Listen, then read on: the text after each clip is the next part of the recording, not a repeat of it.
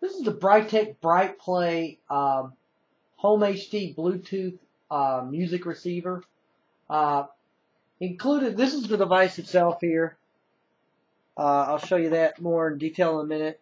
This comes with an extension, auxiliary extension to RCA cable, a male-to-male auxiliary cable or headphone jack, whatever you want to call it. And strangely enough, it didn't include instructions. Don't know why that was, whether it's just an error in this box or whether they're just not providing instructions.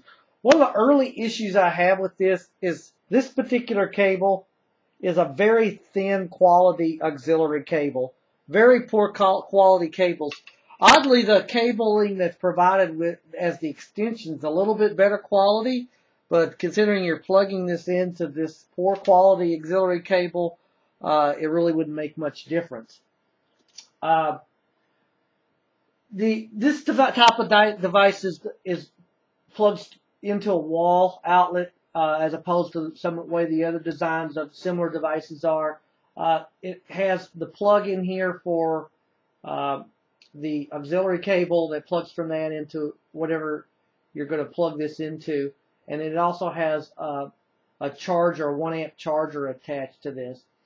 For me personally, having tested and used and reviewed a bunch of these types of devices, this is probably the least favorite design that I've seen of mine in comparison to other types of these receivers. I don't like the wall outlet type design of this.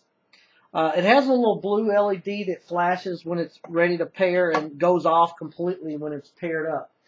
Pairing with my Android phone, I had a bit of an issue as the first time it didn't find this receiver. I had to unplug it from the wall since there's no off switch or reset button and plug it back in. And then once it was plugged back in, it found it fairly quickly. Playing music from my phone into a pair of speakers, I had no issues.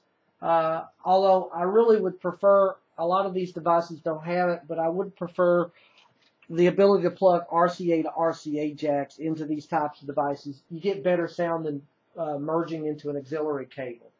But the Bluetooth range was pretty good with this. It played as far as I could walk and still hear the speakers. The other big issue with this, though, is this Brightech is overpriced currently at $35 in comparison to other similar type devices that are almost half the cost of this and work as well, if not better, and have a better design. I give this Brightech device 3 stars.